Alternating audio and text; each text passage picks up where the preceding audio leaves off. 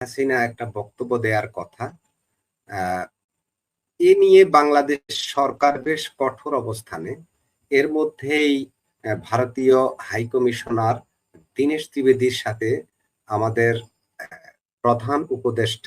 প্রধানমন্ত্রীর উপদেষ্টা পররাষ্ট্র উপদেষ্টার সাথে বৈঠক হয়েছে। তিনি অনুরোধ করেছেন, বলেছেন যেন তিনি ওইখানে বসে কোনো ধরনের রাজনৈতিক বক্তব্য না দেন।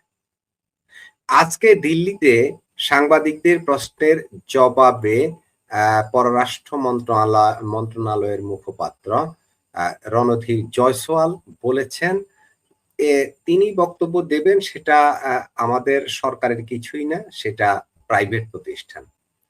তার বক্তব্যের আমরা তার বক্তব্যকে আমরা সমর্থন করি না, কিংবা তার বক্তব্যকে আমরা উৎসাহিত করি না। অনেকটা ঠিক এইরকম বক্তব্য দিয়েছে। সেজন্যই বলেছি ঢাকার আহ্বানকে উড়িয়ে দিল দিল্লি। রিকোয়েস্টটা তারা রাখলো না। তারা চাইলে তো সেটা বন্ধ করতে পারতো যে না, আপনি এভাবে এখানে বক্তব্য দিতে পারবেন না, কিন্তু সেটা তারা করেনি। না করে তারা বাইপাস করে দিল যে সেটা প্রাইভেট প্রতিষ্ঠান, তারা সে আয়োজন করেছে, তিনি সেখানে বক্তব্য দিবেন। অলরেডি বক্তব্যটা দিবে এটাই। রাশেদ হায়দার ভাই, এর মধ্যে সরকার বাংলাদেশের সকল মিডিয়াকে বলে দিয়েছে যে তার বক্তব্য যেন কেউ প্রচার না করে। আর এই খবরটি আবার সব মিডিয়ায় চলে আসছে। শেখ হাসিনা আগামীকালকে দিল্লিতে বক্তব্য রাখবেন, এই খবরটা যেমন সরকারের বক্তব্যের মাধ্যমে প্রচার হয়েছে, অর্থাৎ সরকারের বক্তব্যটা আবার মিডিয়াগুলো প্রচার করেছে। টোটালি এটা ব্যাপক প্রচার হয়ে গেছে সোশ্যাল মিডিয়া সহ mainstream media. Rashed Haider ভাই, দিল্লি কেন এই যে এত সম্পর্কের উন্নয়নের কথা আমরা শুনছি, দিল্লির সাথে এত কিছু হচ্ছে, কেন এই কথাটা তারা রাখলো না? রাশেদ হায়দার।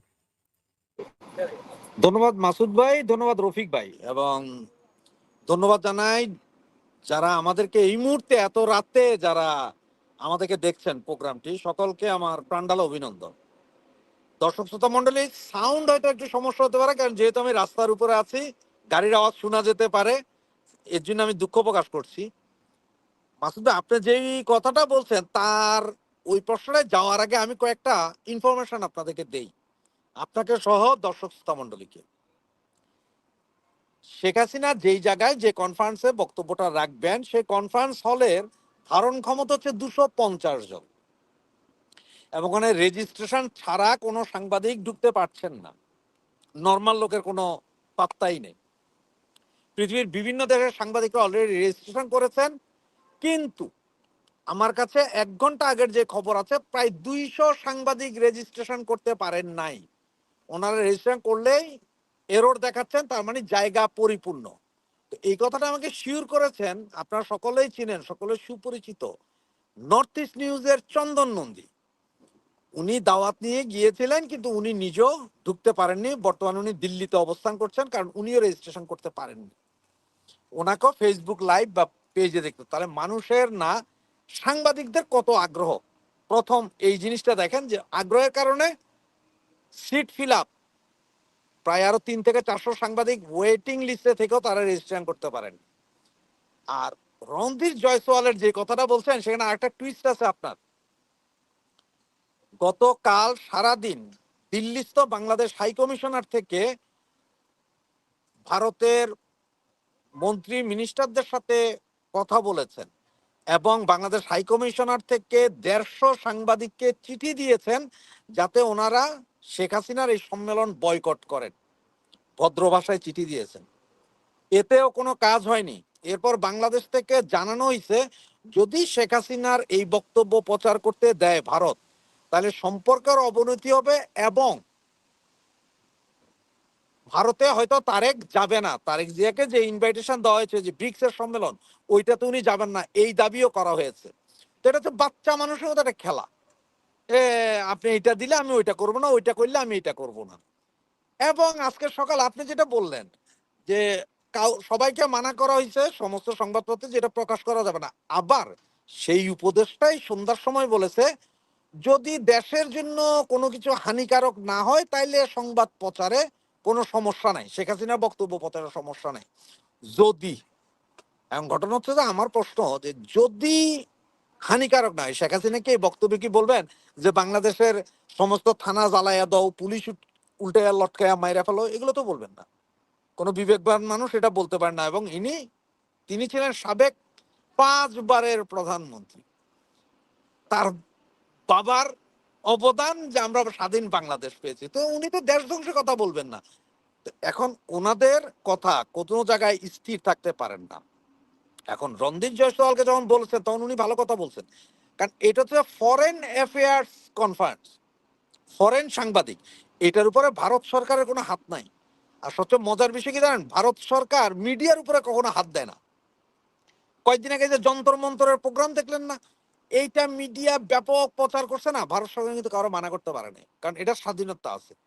তো আমরা ভালো কথাই বলছি যে ভাই এটা তো ফরেন করসপন্ডেন্স একটা মিটিং, আর সেই মিটিং এ কে দাওয়াতি থাকবে, কে কথা বলবে, সেটা নিয়ে তো আমরা মানা করতে পারবো না। যদি সেই ব্যক্তি কোনো ক্রিমিনাল না হয়, সেই ব্যক্তি যদি ভারতের বিরুদ্ধে কোনো আক্রমণাত্মক কথা না বলে, বা সেই ব্যক্তি যদি ভারতে বসে অন্য কোনো দেশের ক্ষতি চায় বা করতে থাকে, তাহলে আমরা এখানে মানা করতে পারি না। তো ব্যাপক জল্পনা কল্পনার অবসান ঘটিয়ে ব্যাপক তদবিরের পরেও ভারত সরকার মানে নাই, কারণ ওনারা বলে দিয়েছেন যে এটা সাংবাদিকদের দায়িত্ব, ওনারা কি করবেন এটাতে আমরা হাত দিতে পারবো না। দিলে আমরা ইন্টারন্যাশনালি, আমরা যে গণতান্ত্রিক দেশ, মিডিয়া যে ওপেন, এইটার তো লঙ্ঘিত হবে। আর বাংলাদেশ এম্বাসি, দিল্লি এম্বাসি তো প্রচুর চেষ্টা করেই ফেলছে, এবং এমনকি যেই ভেন্যুতে হবে সেই ভেন্যুর যারা করতেছেন বা এই ভেন্যুর যারা মালিকানা, তাদেরকে পর্যন্ত চিঠি দিছে এম্বাসি যে এরকম কর্মকাণ্ড চলতেছে, এগুলা বন্ধ করার জন্য। তো সমস্ত চেষ্টাই তো করছেন। হয়ারাজ এই যেই চেষ্টা বাংলাদেশ এম্বাসি ভারতে বসে করছে, সেই চেষ্টা যদি বাংলাদেশে বসে ভারত এম্বাসি করতো, এতক্ষণে কিন্তু ভারত এম্বাসির উপর আক্রমণ হয়ে গেছিল। শুধুমাত্র সার্জিও গোর সাথে দেখা করছে, কার সাথে? ভারতের কূটনীতিক দীনেশ ত্রিবেদীর সাথে। এইটা নিয়েই এত গন্ডগোল। সুতরাং এবার চিন্তা করেন যে এরা কত সহনশীল, ভারত সরকার কত সহনশীল, যে ওইখানে বৈশা অন্য দেশের এম্বাসি তার দেশের একটা প্রোগ্রাম বন্ধ করার জন্য দাবি জানাইতেছে, মিছিল মিটিং করে ফেলাইতেছে। এরপরও তারা বলছে না, গণতান্ত্রিক দেশ আমাদের, এটা গণতন্ত্র সুউচ্চ থাকবে, সকলের কথা বলার অধিকার আছে, যদি কোনো ক্ষতি না করে কেউ। তো এর চেয়ে ভালো আর কি বলবে? তো এতে বোঝা উচিত। তো সবচেয়ে হাস্যকর বিষয় গেছে ওইটা, ওরা দাবি জানাচ্ছে যে শেখ হাসিনা বক্তব্য দিলে তারেক ভাইয়া যাবেন না, আমাদের পরাধীন মন্ত্রী, উনি ভারত সফরে যাবেন না। তো এগুলো বাচ্চা ছেলের খেলা, দেখতে থাকেন আরো কি হয়। সময় তো আছে এখনো, আগামীকাল সন্ধ্যা 7টা পর্যন্ত দেখি আরো কি কি হইতে পারে। রাশেদ হায়দার ভাই অনেক কথা, আর রফিক ভাই একটু বাড়িয়ে বলে ফেলেছেন। যা যা বলেছেন তা তো বলেছেনই, তার ভিতরে আরো অনেক কথা চলে আসছে অলরেডি। ভালোই লাগছিল, সে কারণে আমি থামাচ্ছিলাম না। রাশেদ হায়দার ভাই, প্রশ্ন হলো, এই যে 5 তারিখ, যেই 5 তারিখ শেখ হাসিনা বাংলাদেশ ছেড়ে ভারতে চলে গিয়েছিলেন, কিংবা তাকে পাঠিয়ে দেওয়া হয়েছিল, আপনারা যেভাবে সেটাকে বলেন, সেটাই মূলত স্থানান্তরিত হয়েছেন বাংলাদেশ থেকে, তিনি ভারতে গিয়েছিলেন।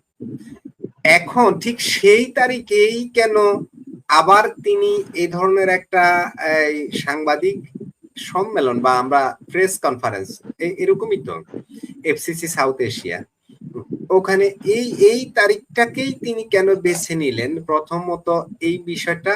আর শুধু এটা বলতে চাচ্ছি যে কি খেলা খেলছে মোদি, জয়শঙ্কর, দোভালরা।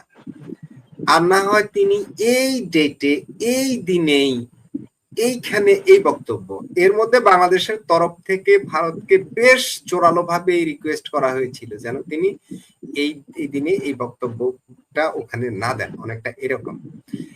খেলাটা আসলে এই 3জন কি খেলছেন, নাকি বিষয়টা একেবারে আওয়ামী লীগই করছে?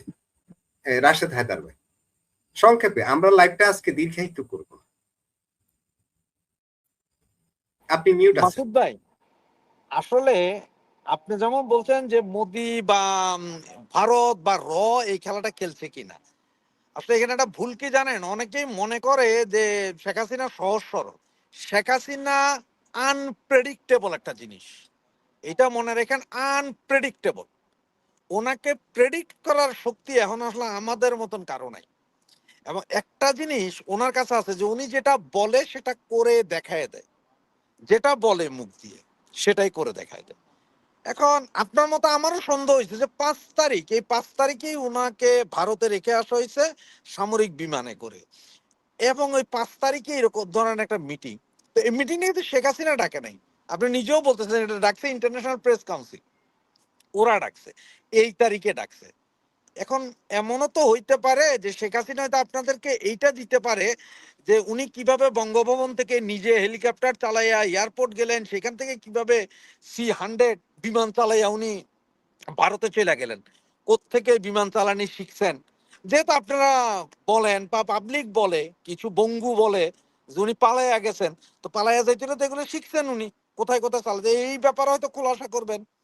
অথবা আরো কোনো গোপন কিছু হয়তো আগামীকালই ফ্লাশ করে দিবে, যেইটার ভয় আমাদের তারেক ভাইয়ার আছে, আছে না, এরকম হইতে পারে।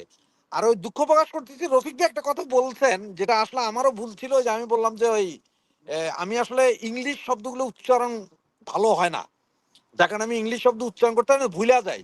ওই যে চিফ প্রস্টিটিউটার, না সরি চিফ প্রসিকিউটর সাহেব, তো ওইটা ওনার কথা ছিল যে শেখ হাসিনার বক্তব্য প্রচার করা যাবে দেশের বিরোধী না হইলে। এখন এই যে আসে আবার 5 তারিখের কথা, এটা আসলেই এটা ওনার প্ল্যান। কারণ ওই যে বললাম আনপ্রেডিক্টেবল একটা জিনিস শেখ হাসিনা, ওনারই প্ল্যান যে কবে কখন কোন দিন বলবে। আপনারা যে চিন্তা করেন, উনি বলছে তোমরা, আমি তোমাদের খুব কাছাকাছি আছি, যে কোনো সময় টুক করে ঢুকে পড়ো, মনে আছে কথাটা? ঠিক 5ই আগস্টের পর, 2024 5ই আগস্টের পর। এরপরে বারবার বলতো যে চিন্তা করি না, আমি আসবো আমি আসবো। হঠাৎ করে উনি বললেন ইন্টারভিউতে আমি সহসা আসছি, এর পরের ইন্টারভিউ আমি ডিসেম্বরের ভেতরে ফিরছি, স্পেসিফিক ডেট দেয় নাই। হঠাৎ করে এখন 5 তারিখে, যেই দিনটা আপনার যেমন এই 75-এর 15ই আগস্ট জাতীয় শোক দিবস, বা আমাদের বাংলাদেশ যিনি স্বাধীন করেছেন ওনাকে সহ সারা পরিবার মারছে, ওই রকম একটা মাসে ওই রকম একটা দিনে আমরা চিন্তা করি ওইটার কথা। ঠিক সেই সময় বলতেছেন যে 5ই আগস্ট উনি আবার এইখানে এসে কথা বলবেন এবং সাংবাদিকদের সরাসরি প্রশ্নের উত্তর দিবেন। চেহারা না দেখাইতে পারেন, কিন্তু ওনার একটা ভয়েস রেকর্ড হবে না গতবারের মতো। এবার সাংবাদিকরা প্রশ্ন করবেন, উনি উত্তর দিবেন সরাসরি। সাংবাদিকরা কি প্রশ্ন করবেন, কি উত্তর দিবেন, কি হইতে পারে, এটা কিন্তু বিশাল জিনিস। এবং আরেকটা জিনিস যদি আপনি একটু খেয়াল করেন তাহলে বুঝবেন, এ প্রথম জয় সজীব ওয়াজেদ জয় এর আগেও বেশ কয়েকবার আসছেন, গতবারের এই মিটিং এ উনি ছিলেন, এই প্রথম সাকিবুল হাসান জয়েন করতেছেন।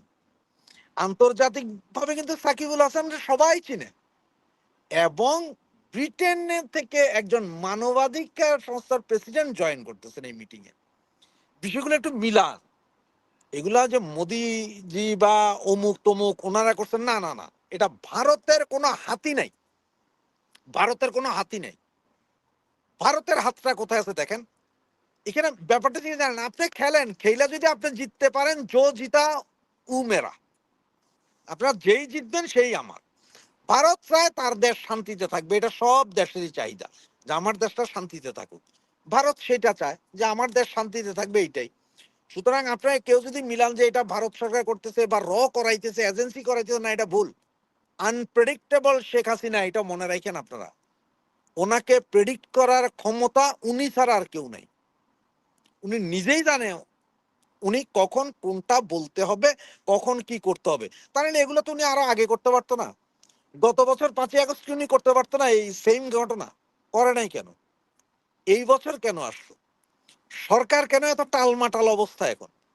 একই অবস্থা। সরকার কেন এখন, এই যে এজেন্সি এবং সরকার কেন মিলে গতকাল থেকে আজ পর্যন্ত সারা দেশে বিভিন্ন মাদ্রাসায়, ইউনিভার্সিটিতে মারামারিটা লাগাই দিল?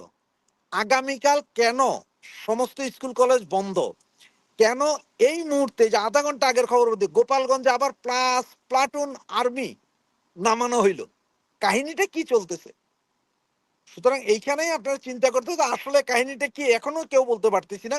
একমাত্র শেখ হাসিনা ছাড়া আর কেউ এটা প্রেডিক্ট করতে পারবো না। ইহা প্রেডিক্ট করা সম্ভব না।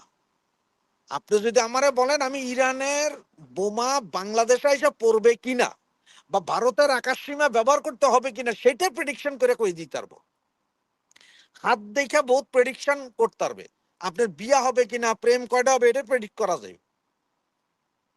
অর্থনীতি আগামী 10 বছরে বাংলাদেশে কি হবে সেটা প্রেডিক্ট করা যাবে। একমাত্র শেখ হাসিনাকে প্রেডিক্ট করার ক্ষমতা স্বয়ং আল্লাহ ছাড়া আর কেউ নেই। বঙ্গবন্ধু নাকি জীবিত থাকতে বলতেন যে আমার মেয়েটা একরোখা এবং জেদি, সে যা চায় যা করবে বলে সেটা করবেই, আর রিস্ক না নিলে লাইফে নাকি উন্নয়ন হয় না। উনি রিস্ক নিতে জানেন। ওনার একরোখা স্বভাবের কারণেই উনি সেই 84 সালে ফেরত আসছিলেন। একরোখা স্বভাবের কারণে 2007-এ উনি বাংলাদেশে ঢুকেছিলেন। এবার থার্ড টাইম খেলা।